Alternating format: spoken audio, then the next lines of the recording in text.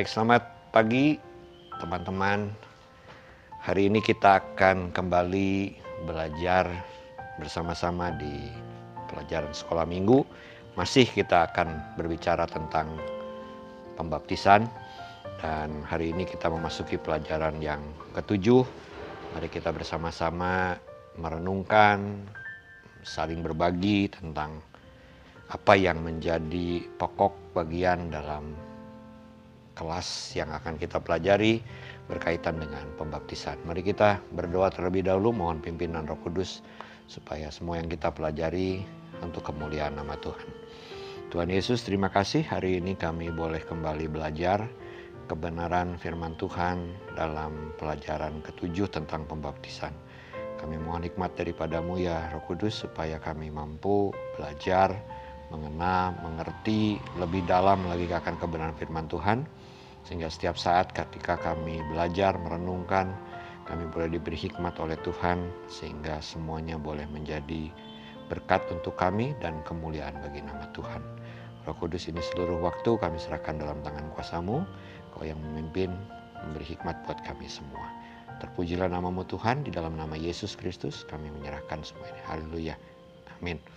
Baik teman-teman, saya mau ajak teman-teman untuk membuka Alkitab dan kita membuka dari kitab Filipi pasal yang kedua, mulai ayat yang kelima sampai dengan ayat yang ke-9. Sekali lagi Filipi pasal yang kedua, ayat yang kelima sampai dengan yang ke-9. Bagian firman Tuhan ini berkata demikian. Hendaklah kamu dalam hidupmu bersama menaruh pikiran dan perasaan yang terdapat juga dalam Kristus Yesus, yang walaupun dalam rupa Allah tidak menganggap kesetaraan dengan Allah itu sebagai milik yang harus dipertahankan, melainkan telah mengosongkan dirinya sendiri dan mengambil rupa seorang hamba dan menjadi sama dengan manusia, dan dalam keadaan sebagai manusia ia telah merendahkan dirinya dan taat sampai mati, bahkan sampai mati di kayu salib. Itulah sebabnya Allah sangat meninggikan dia dan mengaruniakan kepadanya nama di atas segala nama. Kenapa saya memulai dengan ayat ini? Karena ketika kita belajar tentang pembaptisan dan kita melihat ayat hafalan dari buku pelajaran yang kita pelajari, yaitu tentang teladan Tuhan Yesus yang dibaptiskan oleh Yohanes Pembaptis. Bagian firman Tuhan yang tadi kita baca menunjukkan bagaimana Yesus yang adalah Allah sendiri mengosongkan dirinya sedemikian rupa, merendahkan dirinya sedemikian rupa, mengambil rupa seorang hamba dan menjadi sama dengan manusia. Dan dalam keadaan sebagai manusia, ia merendahkan dirinya sedemikian rupa. Jadi bagian firman Tuhan ini menunjukkan kepada kita bahwa baptisan yang dilakukan oleh Yesus menunjukkan bahwa baptisan itu bukanlah suatu kebutuhan, tetapi baptisan itu adalah bukti satu ketaatan. Oleh karena itu ketika kita bersama-sama belajar tentang pembaptisan, mari kita mengingat kembali bagi teman-teman di sini yang sudah dibaptis, mari kita ingat kembali apa yang menjadi dasar kita dibaptis. Betul, pembaptisan itu adalah salah satu syarat kebutuhan ada di beberapa bagian yang harus dipenuhi. Contoh, untuk menikah, maka dibutuhkan surat pembaptisan sebagai pelengkap di mana akan adanya peneguhan pernikahan di kantor catatan sipil. Tetapi apakah itu yang menjadi dasar seseorang untuk dibaptis di satu gereja? Hari ini kita mau belajar tentang pembaptisan itu adalah ketaatan. Ketika kita melakukan, berarti kita mentaati apa yang Tuhan kehendaki. Kita masuk ke pelajaran, saya mau kita membuka sebentar kitab Matius pasal yang ketiga. Matius pasal yang ketiga, ayat yang ke-5 sampai dengan ayat yang ke-6. Matius 3 ayat 5 sampai dengan yang ke-6. Firman Tuhan berkata, maka datanglah kepadanya penduduk dari Yerusalem, dari seluruh Yudea dan dari seluruh daerah sekitar Yordan, lalu sambil mengaku dosanya mereka dibaptis oleh Yohanes di sungai Yordan. Mari kita perhatikan ayat-ayat ini. Yohanes sedang mengadakan upacara pembaptisan di Sungai Yordan. Lalu banyak orang yang datang, banyak orang yang hadir. Mereka mendengar apa yang disampaikan oleh Yohanes, lalu mereka memberi diri mereka untuk dibaptis. Perhatikan ayat yang ke-6 yang menjadi pokoknya. Lalu sambil mengaku dosa, mereka dibaptis. Artinya sebelum mereka dibaptis, mereka harus terlebih dahulu menjalani satu tahap, yaitu mereka mengakui segala dosa-dosa mereka. Mereka harus mengakui bahwa memang diri mereka bersalah dan mereka butuh. Mereka perlu pengampunan itu. Oleh karena itu, itulah yang menjadi dasar ketika kita mengerti tentang arti pembaptisan.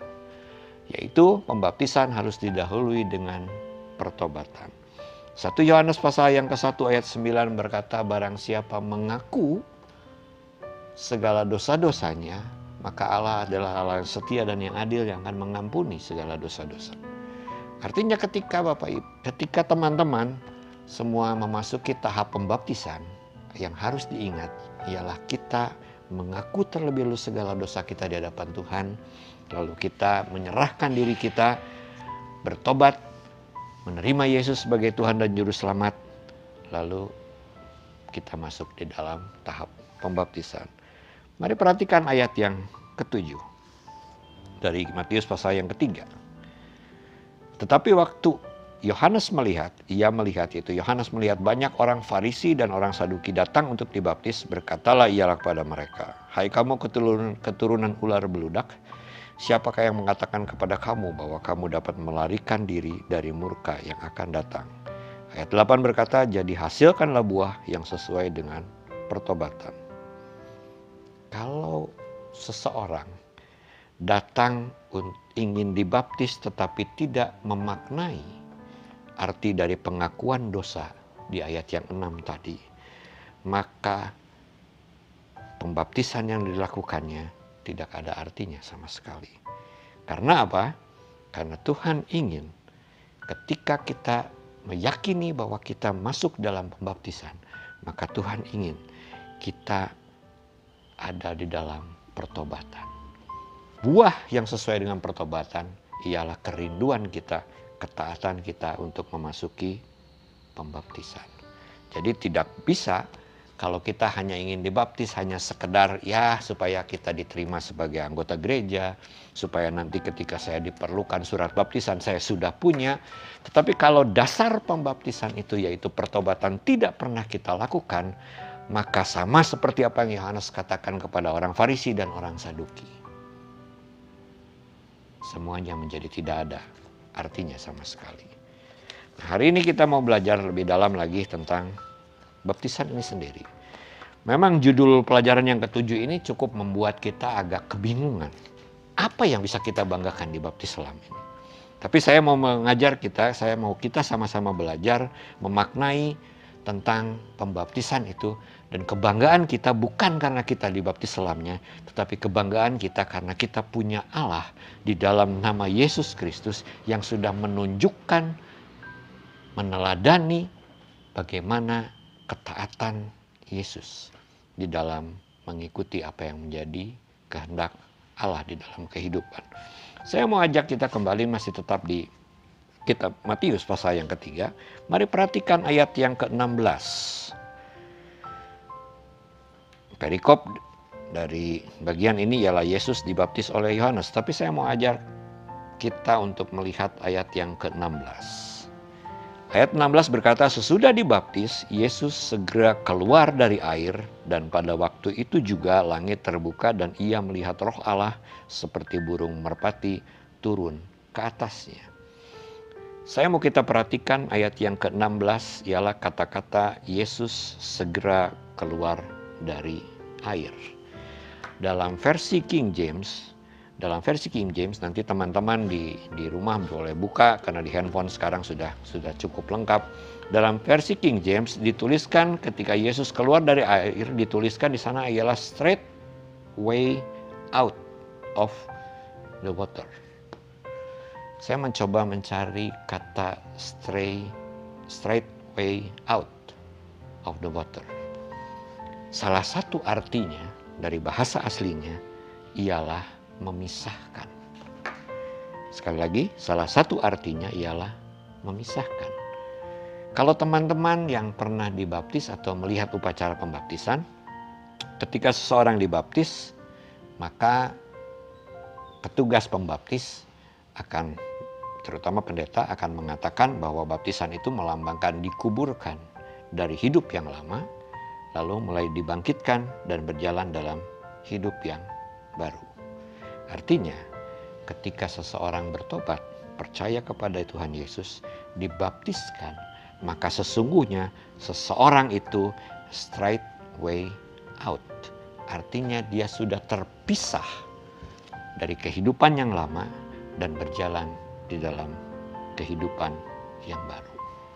Jadi sekali lagi, ketika kita dibaptiskan, makna sesungguhnya ialah kita terpisah, dipisahkan dari hidup kita yang lama dan kita berjalan dalam hidup yang baru. Apa buktinya? Kita sudah berjalan dalam hidup yang baru. Mari kita perhatikan kitab Kisah Para Rasul, pasal yang ke-8. Pasal yang ke-8 ayat yang ke-39.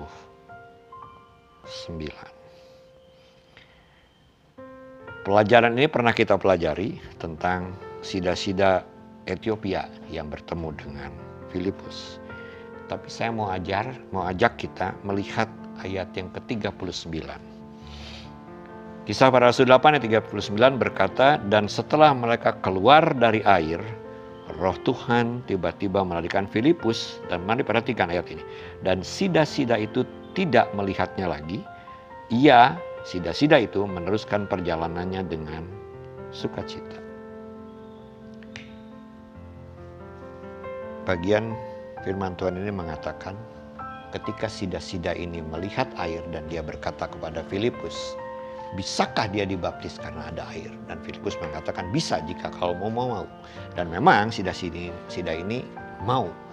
Dan ketika dibaptis setelah keluar dari air dan Filipus dibawa pergi oleh Roh Tuhan, maka sida-sida ini melanjutkan perjalanannya dengan satu hasil yang dia dapatkan dari pembaptisan yang dia alami, yaitu dia bersuka cita melanjutkan perjalanan. Artinya ada sesuatu yang baru yang timbul dari dalam dirinya, ada sesuatu yang timbul dari dalam hatinya, yaitu ada sukacita yang keluar dari dalam hatinya. Kata keluar dari air, straight way out of the water, ada pembaruan yang terjadi dalam hati manusia, yaitu keluar dari hati satu keadaan, satu perubahan yang terjadi dari dalam diri seseorang. Baptisan itu menghasilkan sesuatu dalam diri seorang yang keluar. Jadi bukan yang dari luar terlihat. Seseorang yang dibaptis dia akan tetap sama. Kondisi fisiknya akan tetap sama. Kondisi tubuhnya akan tetap sama. Tidak berubah. Tetapi yang harus berubah ialah sesuatu yang dari dalam itu keluar. Sukacita itu ialah sesuatu yang terjadi dari dalam keluar. Kita buka sebentar kitab Yohanes, pasal yang ke-7. Yohanes pasal yang ke-7, ayat yang ke-38. Firman Tuhan berkata, barang siapa percaya kepadaku, pada Yesus, seperti yang dikatakan oleh kitab suci, dari dalam hatinya akan mengalir aliran-aliran air hidup. Ketika teman-teman dan saya semua kita menerima pembaptisan, masuk dalam upacara pembaptisan, ada perubahan yang keluar dari dalam hati kita, dari dalam diri kita, yaitu sejak saat kita bertobat, kita dibaptis, seharusnya dari dalam hati kita mengalir aliran air hidup.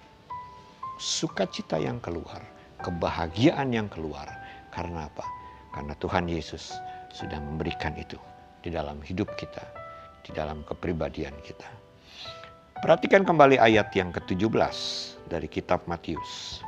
Matius pasal yang ketiga ayat yang ke-17. Firman Tuhan berkata, lalu terdengarlah suara dari sorga yang mengatakan, inilah anakku yang kukasihi, kepadanyalah aku berkenan. Ada kata-kata yang diterima ketika Tuhan Yesus keluar dari air waktu dibaptis. Ada suara yang berkata, inilah anakku yang kukasihi, kepadanyalah aku berkenan. Sekarang kita bergeser, kita buka kitab Galatia pasal yang ketiga. Galatia pasal yang ketiga. Perhatikan ayat yang ke-26.